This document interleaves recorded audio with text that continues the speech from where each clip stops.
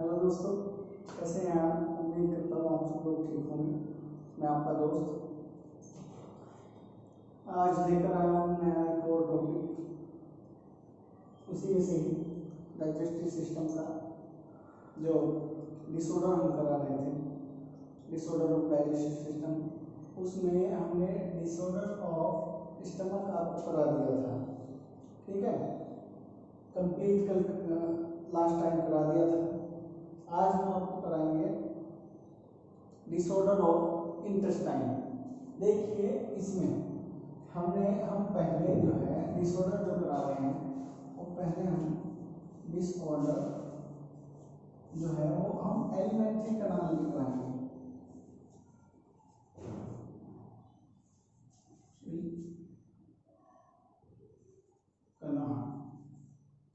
Alimentary canal के disorder कराएंगे और एलिमेंट्री कैनाल के साथ हमने लिखा था कि क्या क्या जुड़े होते हैं।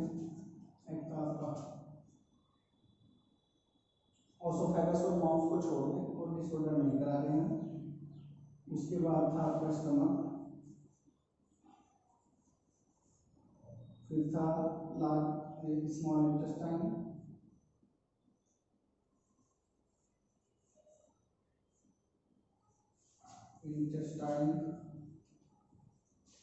फिर था आपका लार्ज इंटेस्टाइन,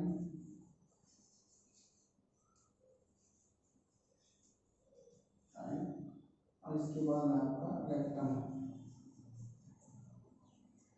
और anatomy.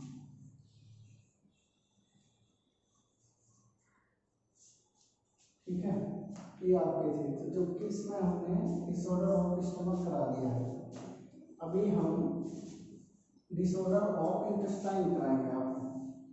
Disorder of intestine,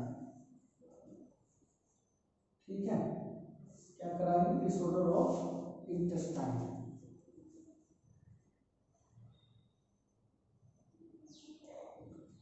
disorder of intestine,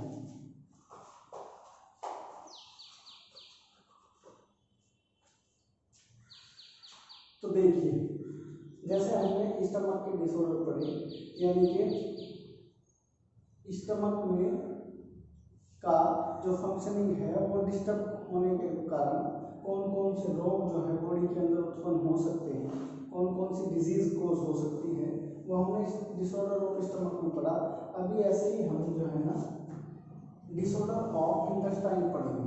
both intestine, small intestine और लार्ज इंटेस्टाइन, दोनों इंटेस्टाइन के फंक्शनिंग के डिस्टर्ब होने के कारण कौन कौन से रोग हमारी बॉडी के अंदर उत्पन्न होते हैं वो हम इसके अंदर आज पढ़ने वाले हैं।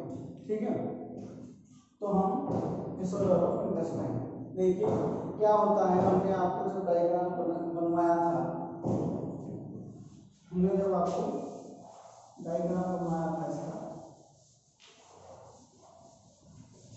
यहाँ देखिए थोड़ा सा यहाँ लिख देता हूँ स्टमक,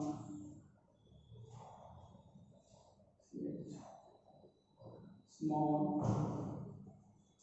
इंटेस्टाइन, लार्ज इंटेस्टाइन और रेक्टम।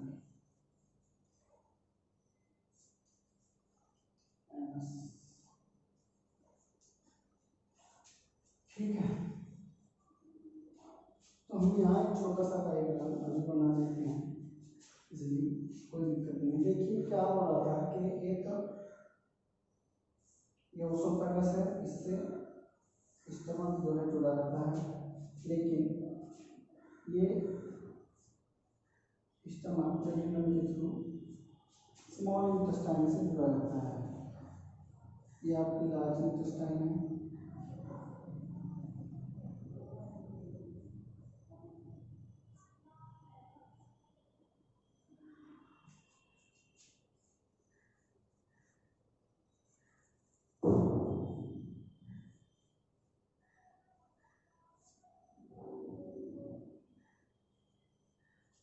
ठीक है, और ये आपकी स्मॉल इंटेस्टाइन,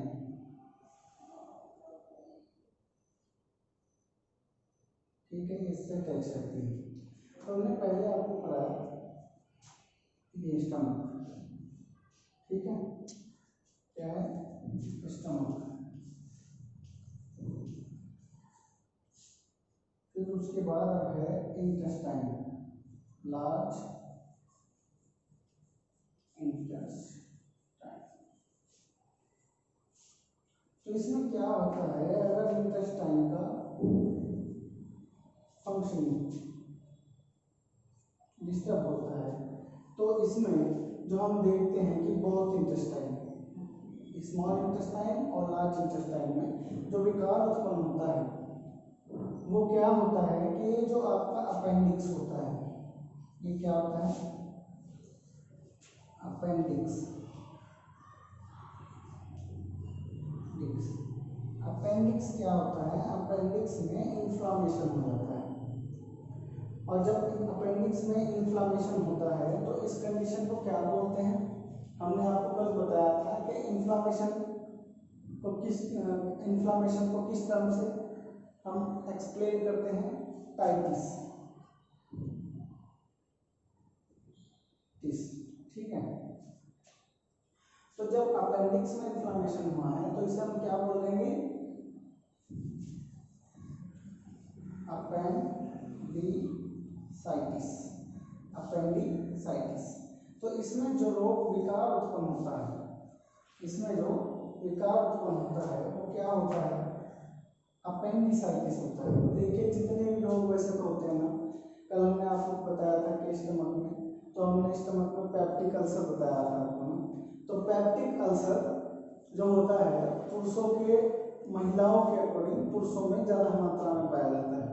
वैसे तो जितने लोग हैं ना पुरुषों में ज़्यादा मिलते हैं देखने को, क्योंकि पुरुष जो है ना, जो मेल होते हैं वो ज़्यादा टेंशन लेते हैं बेचारे, और काम बाल बच्चों की, बीवी की टेंशन, सो टेंशन रहती है, और काम धंधा करना पड़ता है बच्चों का पेट पालने के लिए, तो इसीलिए उन्हें मेहनत मजदूरी ज़्यादा करनी पड़ती है। हालांकि औरतें भी करती हैं, फीमेल भी करती हैं, लेकिन मेल थोड़ा ज़्यादा कर्मठ व्यक्ति होते हैं, वो ज़्यादा हार्ड वर्क करते हैं, तो इसीलिए उनमें ज़्यादा ये रोग पाए जाते हैं। और वो ऐसा भी होता है कि वो थोड़ा जो है ना, उनके अंदर एब की मात्रा भी ज़्यादा होती है, वो नशा करते हैं, धूम्रपान करते हैं, स्मोकिंग करते हैं, अल्कोहलिज्म होते हैं, नशा भी करते हैं। अधिकतर जो मेल होते हैं, फीमेल भी करते हैं लेकिन मेल ज़्यादा करते हैं, तो ये भी कारण रहता है बीमारी ज़्यादा पैदा होने का। देखिए स्मोकिंग एक बहुत तगड़ा रीज़न हो सकता है कि हमारी इंटेस्टाइनल प्रॉब्लम, स्टमक का, पेप्टिक अल्सर का भी एक बहुत तगड़ा रीज़न है, और काफ़ी सारे रोग स्मोकिंग से उत्पन्न होते हैं। इसलिए स्मोकिंग को बैन कहा गया वर्ल्ड हेल्थ ऑर्गेनाइजेशन ने, WHO में, किसने, WHO, वर्ल्ड हेल्थ ऑर्गेनाइजेशन,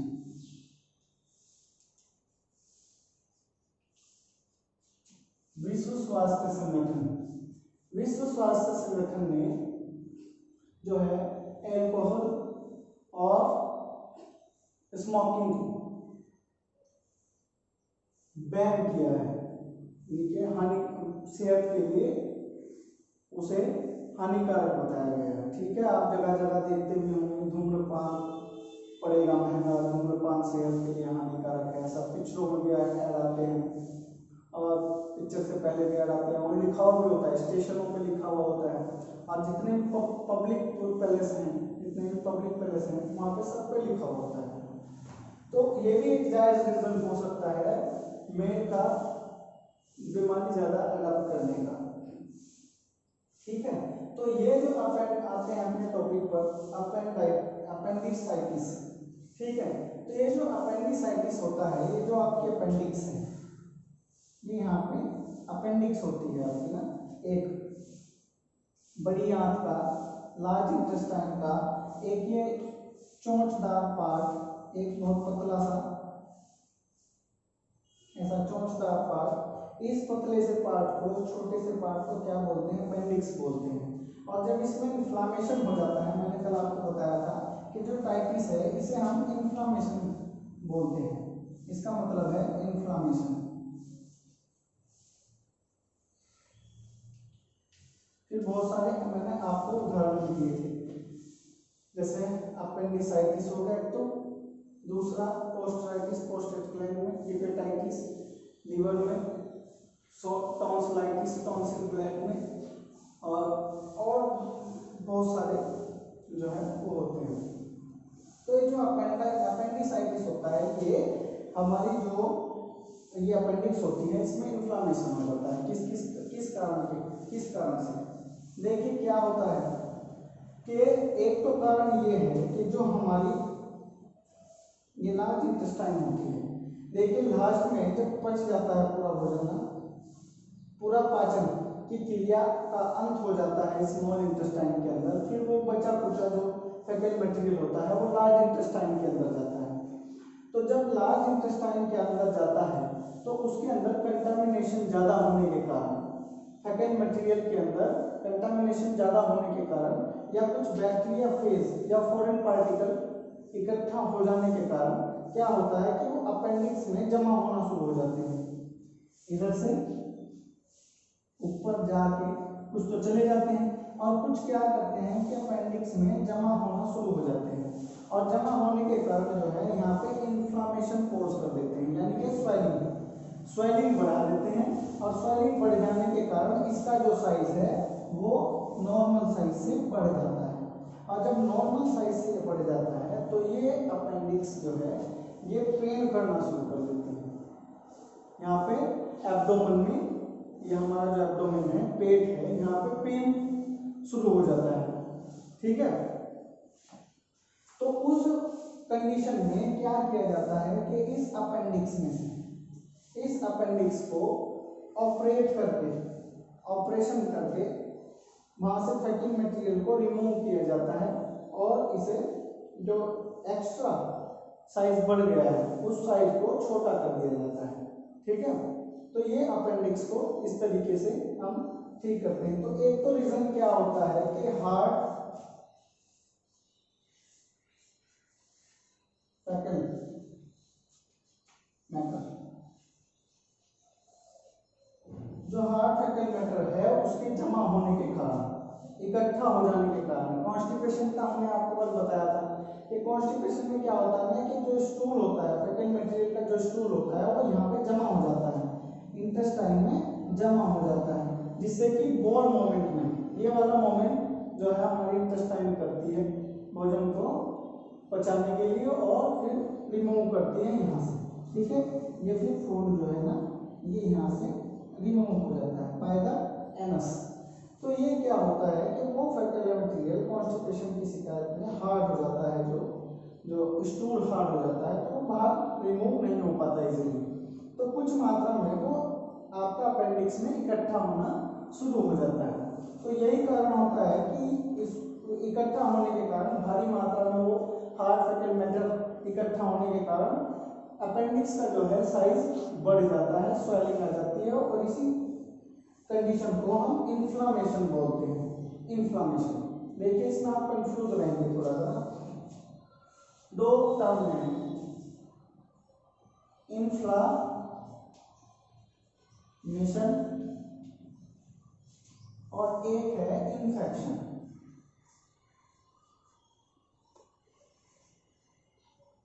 देखिए इन्फ्लामेशन तो मतलब ये है कि इन्फ्लामेशन मीन्स है स्वेलिंग आ जाना, और मतलब इनलार्जमेंट हो जाना किसी चीज का, साइज का बढ़ जाना, स्वेलिंग आ जाना, इसका मतलब तो इन्फ्लामेशन का ये है। और इन्फेक्शन का मतलब है यानी कि इन्फेक्शन हो सकता है वायरल इन्फेक्शन और बैक्टीरियल इन्फेक्शन, टू टाइप्स का होता। तो ये भी कई बार बैक्टीरिया और वायरल की कमी के कारण है, लेकिन ये दूसरी कमी से भी हो सकता है, जैसे कि ये फेकल मटेरियल का इकट्ठा होना, किसी जूस का एक जगह इकट्ठा होना, जमा हो जाना, किसी पित्त का एक जगह इकट्ठा हो जाना, जमा हो जाना, उससे साइज बढ़ जाना, तो उसे इन्फ्लामेशन बोल सकते हैं। ये जरूरी नहीं है कि बैक्टीरिया से हो, लेकिन ये जो आपका इन्फेक्शन है ये बैक्टीरियल इन्फेक्शन और आपका वायरल इन्फेक्शन।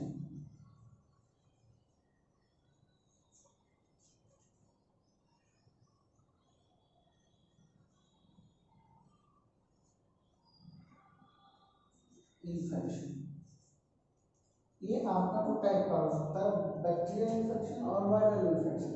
इन्फेक्शन का मतलब होता है कि किसी जगह पर पहले इन्फ्लामेशन हुआ, स्वेलिंग आई, और फिर बाद में घाव बन गया, जख्म हो गया, तो बैक्टीरिया ने वहां पे ग्रोथ करना मतलब अनइनहिबिट ग्रोथ करना शुरू कर दिया और फर्टिलाइजेशन शुरू कर दिया है, पैदावार बढ़ानी शुरू कर दी है, और अब वहां पे जख्म होने लगा है, घाव हो गया, इंजरी हो गई है, एक्सटर्नल और इंटरनल कोई भी इंजरी हो सकती है, तो उस कंडीशन को हम क्या कहेंगे, इन्फेक्शन कहेंगे। तो ये आपको क्लियर है, इन्फ्लामेशन और इन्फेक्शन। तो ये क्या है कि इन्फ्लामेशन होता है, ठीक है, अपेंडिसाइटिस है, तो ये हार्ट फेकल मैटर के कारण भी हो जाता है, ठीक है। देखिए फिर इसके बाद अपेंडिसाइटिस के बाद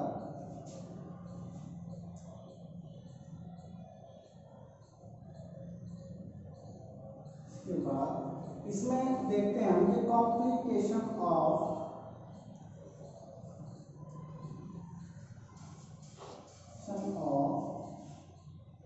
अपेंडिसाइटिस।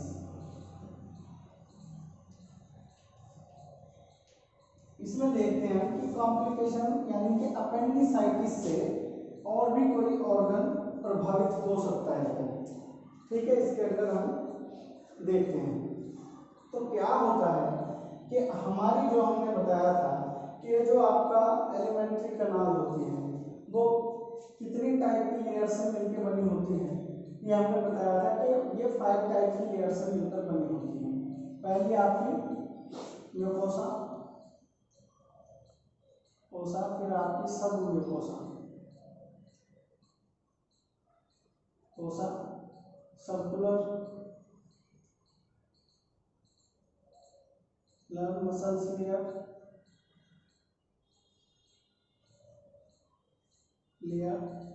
फिर आपकी होती है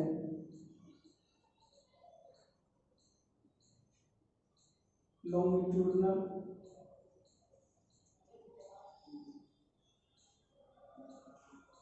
मसल्स लेयर,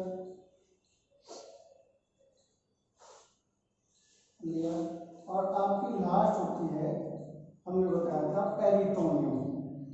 कौन सी? पेरिटोनियम। तो क्या होता है कि इस कॉम्प्लिकेशन में क्या होता है अपेंडिसाइटिस के कि फर्दर जो है हमारा इन्फ्लामेशन हो जाता है पेरिटोनियम लेयर के अंदर। तो इस कंडीशन को हम क्या बोलते हैं,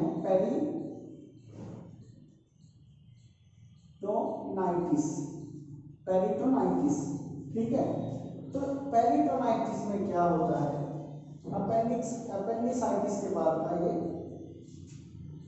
आपकी जो है स्टेज है। अपेंडिसाइटिस के बाद अगर हम इसका ट्रीटमेंट सही से ना करें तो फिर पेरिटोनाइटिस हो जाता है,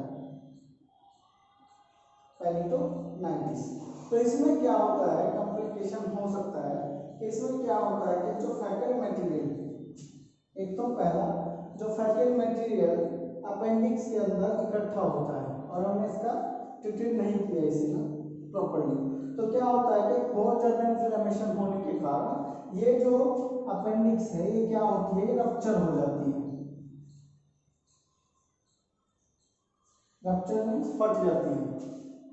फटने के कारण क्या होगा कि ये जो ये हार्ड फैकल मैटर्स जो इकट्ठा हुआ है, जो माइक्रोब्स इसके अंदर इकट्ठे हुए हैं वो बाहर निकल जाएंगे, और बाहर निकलने के कारण इससे बाहर निकल जाएंगे, और बाहर निकलने के कारण इस लेयर को, जो आउटर लेयर है इंटेस्टाइन की, जो आउटर लेयर है इस पे ग्रोथ करना, चिपकना शुरू कर देंगे, और ग्रोथ करने के बाद इसे पूरी तरीके से रैप्चर करना शुरू कर देंगे और रप्चर करके इसे बाहर से जो है यहाँ पर ये इंजरी कॉज कर देंगे, घाव कर देंगे और यहाँ पे फर्दर इन्फ्लेमेशन और इन्फेक्शन कॉज कर दिया जाएगा। तो एक तो ये कारण हो सकता है कि इसका अपेंडिक्स का रप्चर होना।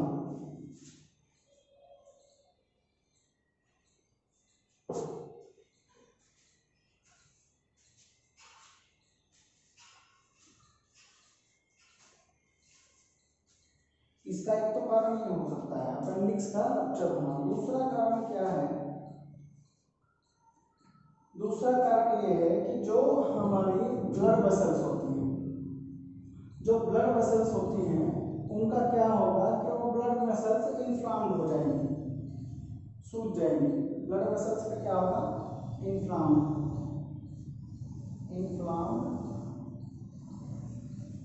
Blood vessels.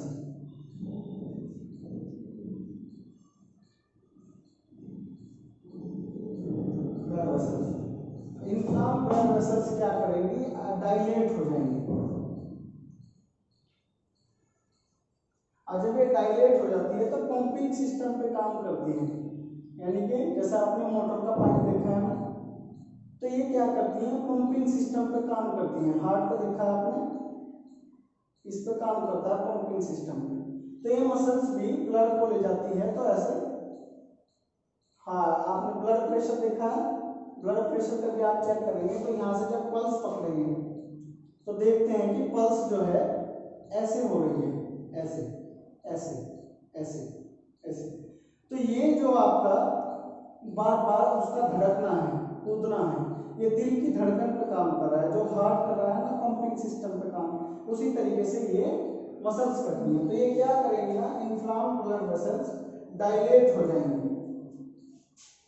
डायलेट का मतलब है ये फैल जाएंगे और डायलेट होने के कारण ये प्रॉपर पंपिंग नहीं कर पाएंगे। फिर जो है इनकी जो इलास्टिसिटी है वो इलास्टिसिटी क्या हो जाएगी? कम हो जाएगी और ये प्रॉपर पंपिंग नहीं कर पाएंगे। और सीरस फ्लूइड का जो है दूसरा सीरस फ्लूइड का सिक्रेशन जो है ज्यादा मात्रा में होने के कारण, सीरस फ्लूइड का सिक्रेशन ज्यादा मात्रा में होने के कारण भी क्या होता है? पेरिटोनाइटिस हो जाती है आपकी। ठीक है, इसमें इन्फ्लेमेशन हो सकता है। देखिए तीसरा क्या होता है इसमें ना, आपका तीसरा जो कारण हो सकता है, जो कॉजिंग आपका हो सकता है, कारण हो सकता है, वो क्या है कि माइक्रोब्स का जो है माइक्रोब स्प्रेड होना शुरू हो जाएंगे through the wall of appendix।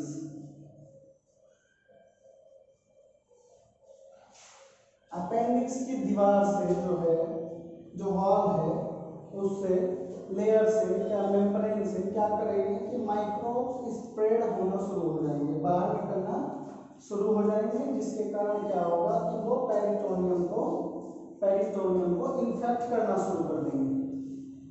Microbes जो है यहाँ से स्प्रेड होने के बाद क्या करेंगे? पेरिटोनियम लेयर को, जो बाहर बाहम लेयर है, आउटर लेयर है इसकी, तो उसे इन्फेक्ट करना शुरू कर देंगे। उसके कारण भी क्या होता है? आपका पेरिटोनाइटिस हो सकता है। टॉपिक क्या है आपका ना? जीआईटी इन्फेक्शन या gastrointestinal tract infection, gastrointestinal infection. ठीक है, इसे क्या बोलते हैं? Gastro intestinal infection.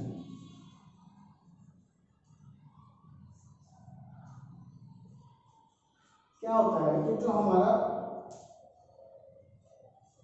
इसमें सबसे पहला जो है वो क्या है आपका?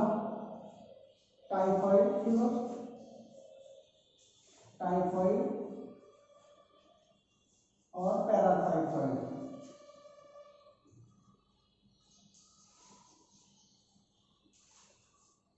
Paratyphoid fever. ठीक है, ये इसके अंदर पहला टॉपिक है। आप देखिए क्या है कि जो टाइफाइड फीवर है ये हमारा मच्छर के काटने से नहीं होता है और न ही किसी और मतलब आउटर जो मॉस्किटो है या कोई भी प्राणी के काटने से नहीं होता है। जैसे आपका मलेरिया है वो भी मादा मॉस्किटो के काटने से होता है। ठीक है, और आपका जो आपका डेंगू होता है वो भी डेंगू मच्छर के काटने से होता है।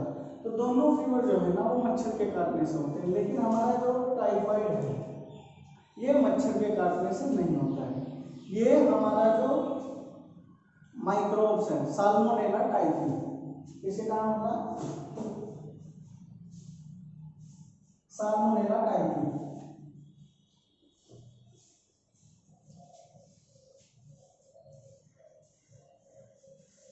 टाइफी के काटने से ये हमारा होता है। साल्मोनेला टाइफी एक तरीके का पैरासाइट है, एक तरीके का माइक्रोब्स है जो पानी के अंदर भोजन के अंदर हमारा पाया जाता है। तो ये आपका साल्मोनेला टाइफी के वजह से होता है, इस पैरासाइट की वजह से होता है। ठीक है, क्या होता है इसका एक मैकेनिज्म है, इसका एक क्या है मैकेनिज्म है वो मैं आपको बता देता हूँ, उससे आप अच्छी तरीके से समझ। ये आपका साल्मोनेला टाइफी के कारण होता है और इसमें आपको मैं बता देता हूँ कि ये इंटेस्टाइन को इन्फेक्ट करता है, स्मॉल इंटेस्टाइन को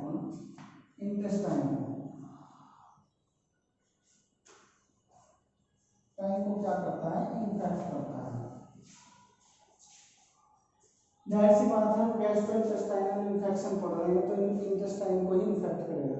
ठीक है, तो क्या होता है कि मैं एक फ्लो चार्ट आपको बता देता हूँ कि ये साल्मोनेला टाइफी जो है ये पैरासाइट जो है वो क्या होता है कि हमारे फूड के एंड वाटर के अंदर ग्रोथ कर लेता है।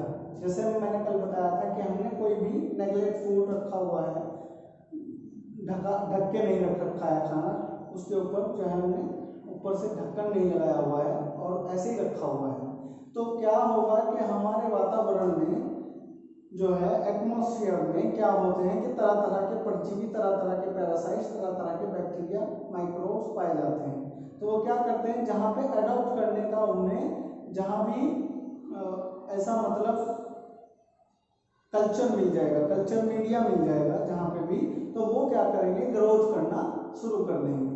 ठीक है, जहाँ पे भी भाई बीज के जैसा है ना। फॉर एग्जांपल आप समझें कि एक बीज आपने लिया है, किसी भी चीज का बीज ले लीजिए, किसी भी फ्रूट का बीज ले लीजिए या किसी का भी, तो क्या होगा कि बीज को जहाँ पे भी उपजाऊ जगह मिल जाएगी, जमीन मिल जाएगी, बढ़िया खाद पानी मिल जाएगा, तो वो वहाँ पे उगना शुरू कर देगा।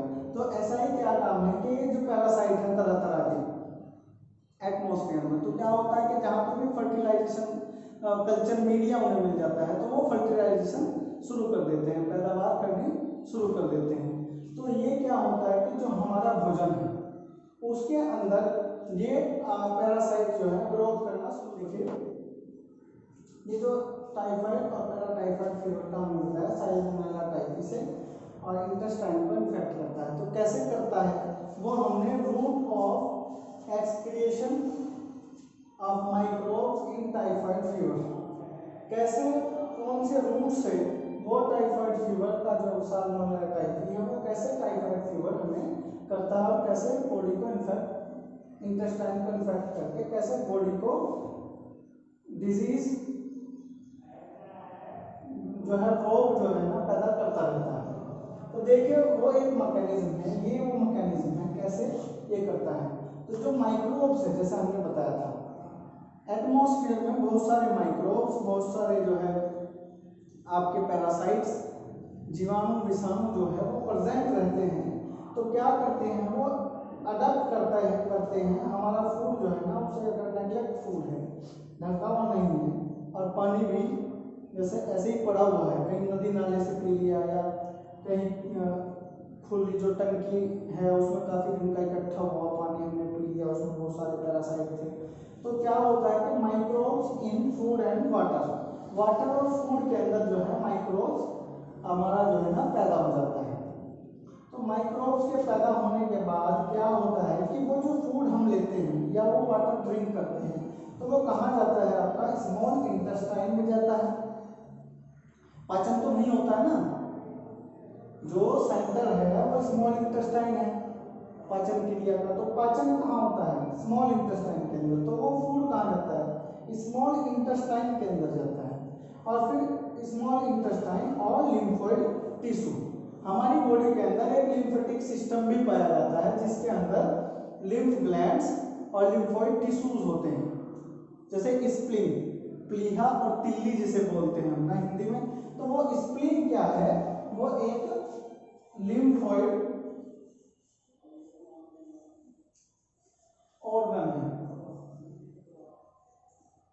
ठीक है, जो टी ये लिम्फोइड्स ऑर्गन है जो टी लिम्फोसाइट्स और पी लिम्फोसाइट्स का फॉर्मेशन करता है, ठीक है। तो लिम्फोइड टिश्यू और स्मॉल इंटेस्टाइन के पास वो जाता है। फिर यहाँ से क्या होता है कि ये यहाँ पे बैक्टीरिया स्प्रेड होता है और ब्लड के अंदर जाता है स्मॉल इंटेस्टाइन से। फिर जो निकाल लिए जाते हैं उसमें से जितने भी लमेंट्स हैं, इंपॉर्टेंट लमेंट्स हैं, फिर कहाँ जाते हैं, फर्दर ऑर्गन्स के पास जाते हैं। ऑर्गन्स के पास कहाँ से जाते हैं, ब्लड के थ्रू जाते हैं। और बाकी जो बचता है फैकल मटेरियल वो कहाँ चला जाता है, लार्ज इंटेस्टाइन के पास चला जाता है। अब लार्ज इंटेस्टाइन के पास जाने के बाद तो वो बाहर निकल जाता है। हमने बताया था आपको कि जो म्यूकस है वो क्या करता है कि वो वहां पे एक न्यूरल रिफ्लेक्स रिएक्शन मैकेनिज्म शुरू होता है जिससे कि मल त्यागने की इच्छा पैदा होती है। और फिर हम क्या करते हैं, मल त्याग देते हैं, यानी कि पोटी कर देते हैं ना, फैकल मटेरियल बाहर निकाल देते हैं एनस के थ्रू।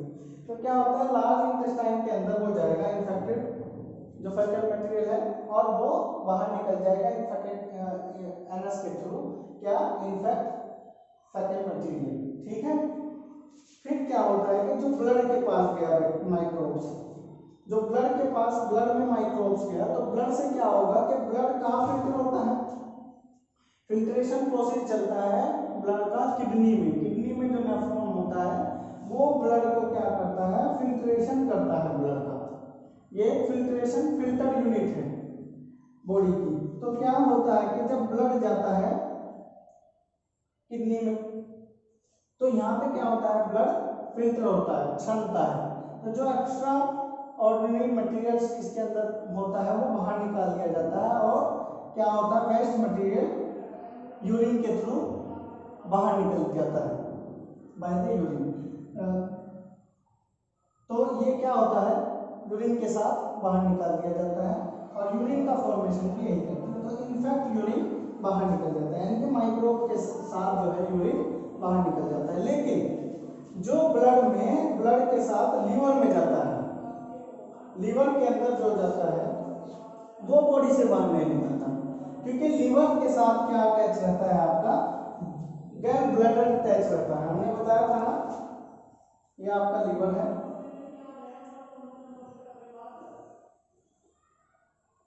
ये आपका लीवर है और इसमें ही क्या है, गैल ब्लैडर है, एक पित्त की थैली जिसे हम बोलते हैं। अब क्या करते हैं कि ये लीवर जो है ये प्रोडक्शन करता है, फॉर्मेशन करता है किसका, बाइल का, बाइल का, पित्त का, पित्त, ठीक है, पित्तरस। तो ये पित्त का फॉर्मेशन करता है और वो पित्त कहाँ पे इकट्ठा होता है, गैल ब्लैडर में इकट्ठा होता है और गैल ब्लैडर से फिर उसका सेपरेशन होता है बाइलरी डक्ट के थ्रू, बाइलरी डक्ट के थ्रू। तो ये बाइलरी डक्ट से कहा जाता है, फिर वो स्मॉल डुओडेनम के थ्रू स्मॉल इंटेस्टाइन में जो फूड जाता है उसमें मिक्स हो जाता है। तो फिर क्या होता है कि लीवर से वो गैल ब्लैडर में जाता है और गैल ब्लैडर से जब लीवर में माइक्रोब्स आया, इन्फेक्टेड ब्लड आया, तो वो इन्फेक्टेड ब्लड से जो अब यहाँ पे फॉर्मेशन होगा वो किसका होगा, इन्फेक्टेड बाइल का होगा। तो वो ही इन्फेक्टेड बाइल कहाँ इकट्ठा होगा, गैल ब्लैडर में होगा और गैल ब्लैडर से फिर क्या निकलेगा, इन्फेक्टेड बाइल निकलेगा। यानी कि संक्रमित पित्त निकलेगा। और वो संक्रमित पित्त हमने आपको बताया था ड्यूoडेनम के थ्रू कहाँ मिल जाता है, फिर स्मॉल इंटेस्टाइन में मिल जाता है, भोजन में मिक्स हो जाता है। तो क्या होगा, इनफैक्ट बाइल क्या होगा, फिर दोबारा स्मॉल इंटेस्टाइन में चला जाएगा और ये एज इट इज चक्र, ये पूरा का पूरा सर्किल जो है ऐसे ही चलता रहेगा, पूरा सर्किल। ये फिर स्मॉल इंटेस्टाइन से जाएगा ब्लड में, फिर लार्ज इंटेस्टाइन में, फिर लीवर में, फिर गैल में, फिर बाइल निकलेगा, फिर स्मॉल इंटेस्टाइन में। तो इस तरीके से ये चक्र हमारा चलता रहता है जब तक कि हम इसका कोई इलाज ना करें, ठीक है। तो ये हमारा आपका हुआ गैस्ट्रोइंटेस्टाइनल इन्फेक्शन में जो है आपका टाइफाइड और पैराटाइफाइड फीवर, जो कि साल्मोनेला टाइफी नामक पैरासाइट से होता है। और ये हमने आपको बताया मैकेनिज्म कि कैसे ये फैलता है बॉडी के अंदर, कैसे ये फीवर को कॉज करता है, ठीक है। तो अभी टॉपिक भी काफी लंबा था, तो अगर आपको इसमें कोई डाउट लग रहा हो या कहीं पे कोई सवाल हो, कोई क्वेश्चन हो, तो वो आप क्वेश्चनिंग जो है यूट्यूब पे हमें जो है वो कर सकते हैं, कमेंट करके पूछ सकते हैं, तो हम उसे आपको एक्सप्लेन करेंगे, ठीक है। हमने कॉन्टैक्ट नंबर भी दिया है डिस्क्रिप्शन में, तो डिस्क्रिप्शन बॉक्स में अगर आप जाके हमारा व्हाट्सएप नंबर भी लेके वहाँ पे क्वेश्चनिंग कर सकते हैं, ठीक है। कमेंट करके जरूर बताएं कि वीडियो आपको कैसी लगी और वीडियो में समझ में आया या नहीं आया, वो भी आप कमेंट करके बताएं, ठीक है। अगर टॉपिक अच्छा लगा हो और समझ में आया हो तो लाइक जरूर कर दिया करें, और अगर चैनल पर नए हो तो सब्सक्राइब के बटन को दबा दें और घंटी के बेल आइकन को ऑन कर दें, ठीक है, जिससे कि नोटिफिकेशन आप तक पहुंच जाए। और अपने दोस्तों में जरूर शेयर करें, और मैं आपका दिल से शुक्रिया करता हूं। Thank you.